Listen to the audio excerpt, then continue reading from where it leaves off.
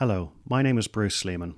I'm a systemic family psychotherapist working out of Johnstown Therapy Centre in Cabinteely. I've been asked to do this short video, talk a little bit about stress and anxiety in these strange COVID-19 times. I've been submitted a few questions from people, so I'll try and answer a few of them as well.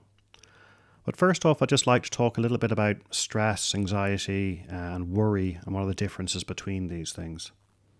Starting with worry. Worry is not a particularly pleasant feeling, but it can be quite a good motivator. I'd say the hallmarks are we have a problem, we worry about the problem, we fix the problem, and the worry goes away.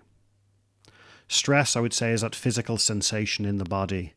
It is that upset stomach, it's the headache, it's the shoulder tension, it's the racing heartbeat brought on by adrenaline. This stress response is what we'd often call the fight or flight response. From an evolutionary standpoint, we used to live in a much more dangerous world, and whenever we sense a threat or a danger, we go into fight or flight mode. So all of these things that happen to us physically are designed to prepare us to run or fight. But along with this comes a psychological state, a state of paranoia, hypervigilance, and negativity. Again, this is designed to keep us safe when we're in danger, assuming the worst could save your life. And this is the state, this psychological state, I suppose, is what really is anxiety.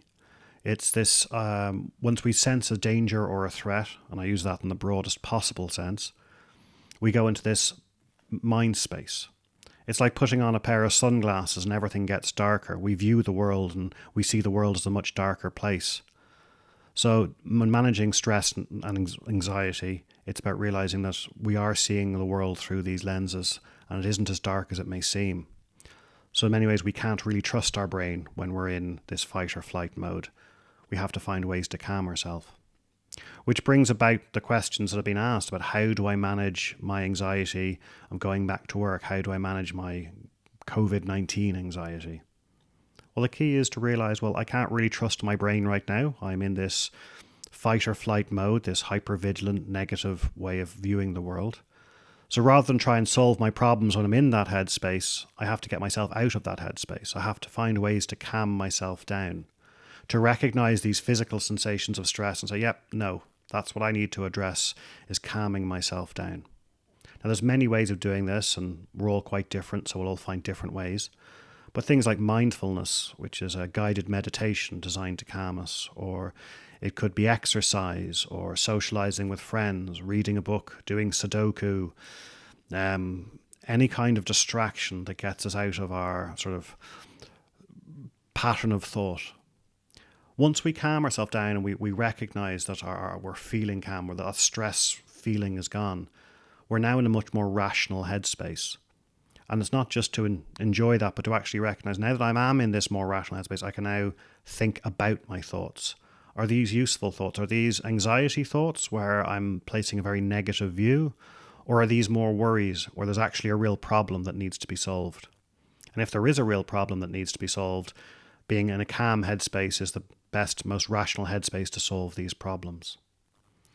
And I think that's a major problem around the COVID-19 situation, is we are getting a lot of mixed messages and different information about what we should do.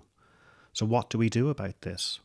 Well, I suppose my advice would be is to be as proactive as you can, rather than being a rabbit trapped in the headlights and paralyzed with fear. Is to get ourselves calm and then say, right, what are the practical things I can do? What are things I can actually change? I can wash my hands, I can wear my mask, I can make sure to socially distance, I can do all of the things that I believe are the best ways of protecting myself and my family and my friends. But the first step is to calm yourself. We're not going to see the world in a clear fashion when we're in that stress mode. Another question that came up was around loneliness. Many people are quite lonely, having to work at home and being isolated. Loneliness is, again, a horrible feeling that comes to us, and from an evolutionary standpoint, it's a feeling that's telling us to get back to our tribe. We need people. But of course, you can be lonely in a crowded room, so it's not just being around people, it's about connecting with people. Being around people who show that they care about you and the people that you care about, people who notice when we're around and when we're not around, people who are thinking about us. and connecting with those good friends and family in any way that we can. Obviously, it would be much better to socialise face to face. And when we can, we should do that, going for walks in the park with people or getting outside in groups. But when that isn't possible, it's to maybe connect in as many other ways as we can, using technology, using Zoom or WhatsApp, making video calls. This can be really helpful. I know it's maybe not a perfect solution, but anything is better than nothing. Another question that came up was about when returning to work and having to actually take time off work, because your kids aren't able to go to school, or those kind of worries and concerns. It's the same approach. You have to find ways to calm yourself so that you can think clearly. When you're in that panic mode, you're not going to think clearly. So first off is calm yourself, and then treat it more like a worry. So when there's a problem, how can I solve this problem? How can I be proactive? Who can I speak to? Who can I get help from? Who can I reach out? Who can help me with this issue? This is obviously a very short video, so I can't cover everything that's been sent in, but thank you for sending in your questions.